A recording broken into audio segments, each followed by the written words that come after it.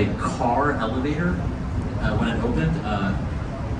It's a regular elevator today, which I know is disappointing. There was a speakeasy though in the top dome just after Prohibition ended called the Stratosphere Lounge. And if that's not floating your boat, then perhaps more recently, Decepticons. Sorry, Transformers. Robots in disguise, if you're unfamiliar. They had some CGI conversations on something for everybody. As we go to these 4 buildings, 3 hotels, all pushed together with Mather Tower rising in the middle. We very briefly mentioned Mather Tower a little bit earlier on in the tour. You'll remember we matched up that second contextualist setback of Trump across the way. I do like to give Mather Tower its own moment of the tour. It's certainly more slender than we're used to in Chicago, a bit of a skinny tower, but despite that, it holds its own historically because as the Sears Tower remains today, Mather Tower actually too once held the coveted title as the tallest building in the city of Chicago. For a week. 7 long days and nights at the top. As opposed to the Sears, still holding that same record 50 years later. Right next to this glass addition to the London Guarantee accident, combined as the London House Hotel now. LH is the rooftop bar up there. I think it was voted number 2 in the country in terms of rooftop bars last year, so good views down the river. Certainly gonna pay for it in the cocktail price, but there's no shortage. They're listed online now of the 50 best rooftop bars in Chicago, so you can find something in your budget for this stuff. Peeking out behind the Wrigley Building, you'll find Tribune Tower for 1925, always a standout at Michigan Avenue. Easier said than done.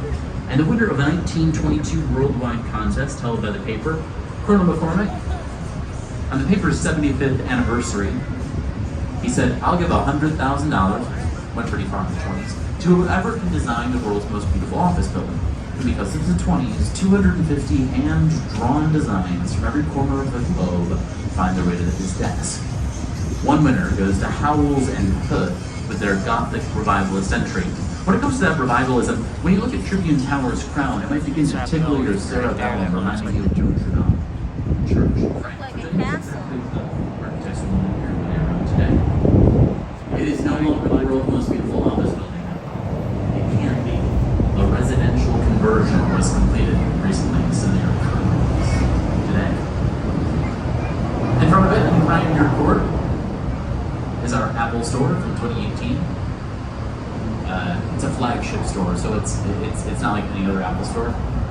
It's different. It's not like other girls. Each pane of glass was handcrafted in Germany, shipped over 1 by 1, 6 figures for every pane of glass.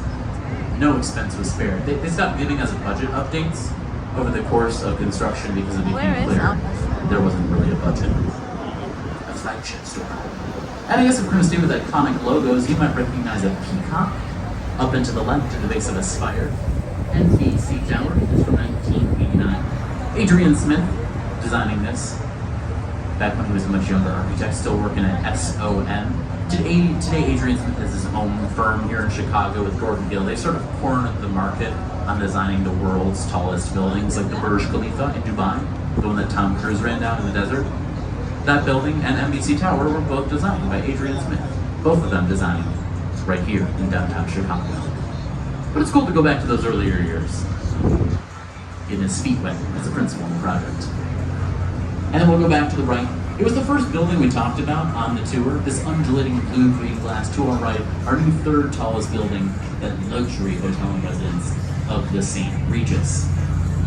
And I've been getting a lot of questions near the top of the St. Regis. You'll see there are 2 floors with no windows. People have been asking, some of them have been asking if it's unfinished, but no. Those 2 floors are maybe what you think they are. They're blow-through floors, and their job is to just let the wind blow through the building.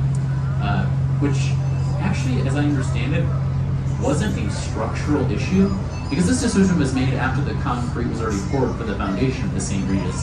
And apparently, the team of engineers came together and said, not so much that you're worried about seasickness, but instead, they were worried that the most expensive penthouses in Chicago history might see their chandeliers sway on a blustery day. I read that it appears to be a real industry term, chandelier sway. What a problem to have, but in the case of the St. Regis, got rid of two $10 million penthouses to make sure nobody else would even perceive or anything. St. Regis, I got lots of thoughts about this building, which I'm sure won't surprise you after hearing me talk, but I'm going to spare you of my thoughts about this building, and instead, what do you got in this moment? Thumbs up, thumbs down, not sure? Yeah, I love a generous critic, that's great. I also love a tough critic, that's cool too, right? This is not really a right or wrong answer thing. I mean, I guess if I don't care is your answer, that's pretty wrong, but you know, if you don't care about architecture, you've got to admit you have a funny way of spending your time and money on boat rides. And I'm glad you're here. Of course I am, and of course I think you should care, but you might be surprised why.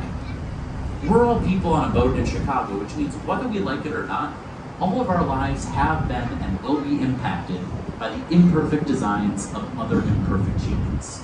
Increasingly, everywhere we go, in our own homes. We didn't design most of our homes, most of us on this boat. So when you start to ask these questions, the importance can be what you make of it. But to start simple and going out and asking, what do I like to look at and why? Sometimes difficult to answer. And what impact will this have on me? And not just me, but the ecosystem I walk out my front door into. Once you start answering those questions, I can leave you alone. And the payoff will just come over time. Seeping into your life. Positive ways. Now, we got to return to the water as we make our way back out to the lakefront, which I suppose could be poetic, but in many ways, there's just a lesser-known history in the water.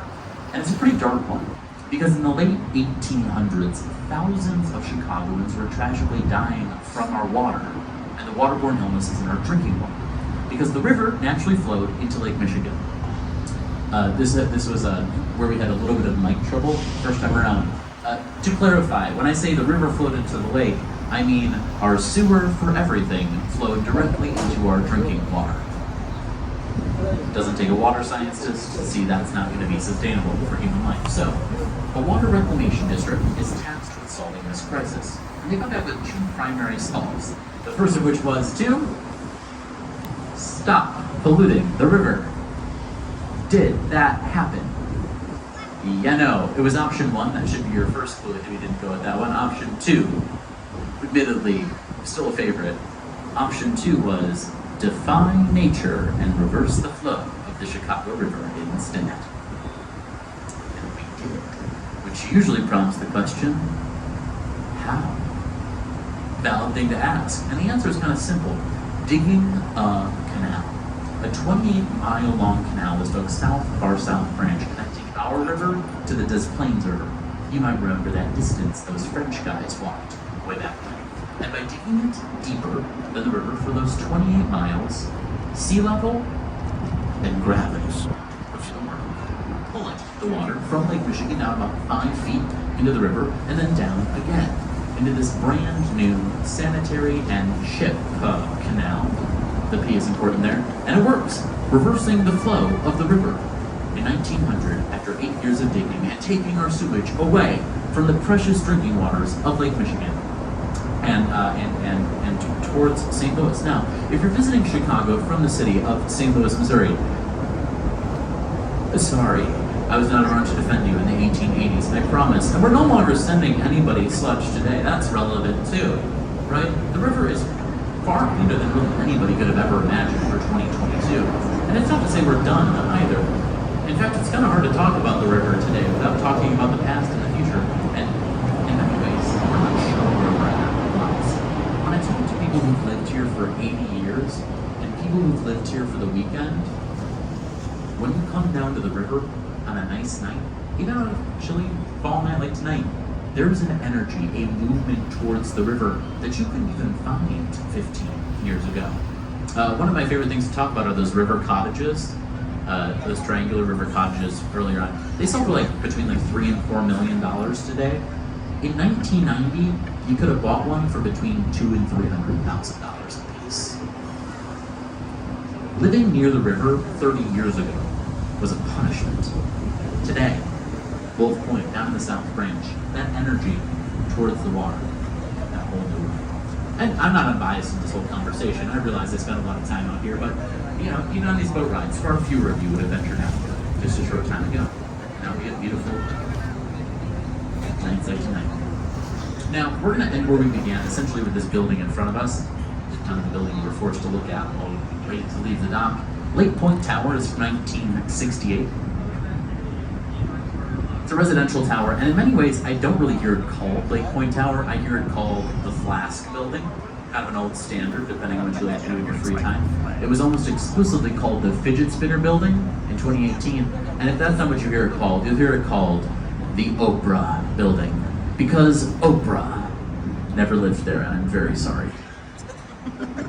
I don't know. It's easily the most popular rumor in Chicago's history. It's the only rumor that impacts my daily life, and the rumor was debunked years ago. And the rumor is pretty simple. The rumor is Oprah lived in this building, and she never did. So as far as rumors go, it's pretty harmless. But we know she never lived here because the building released a list of famous past residents like Joan Cusack and Sammy Sosa, Joe Noah, Alice Cooper, Chris Farley. I mean, there's a laundry list of great people who have called the Oprah Building home. Just bluffed off that list.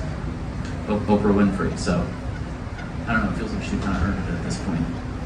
Lake Point Tower. Now, as we make our approach into our dock here, I do have to ask on behalf of our captain that everyone please do find a seat in the final moments of the tour, and please do keep your seats. Oh, did I? I caught somebody. It happens all the time. You're all good.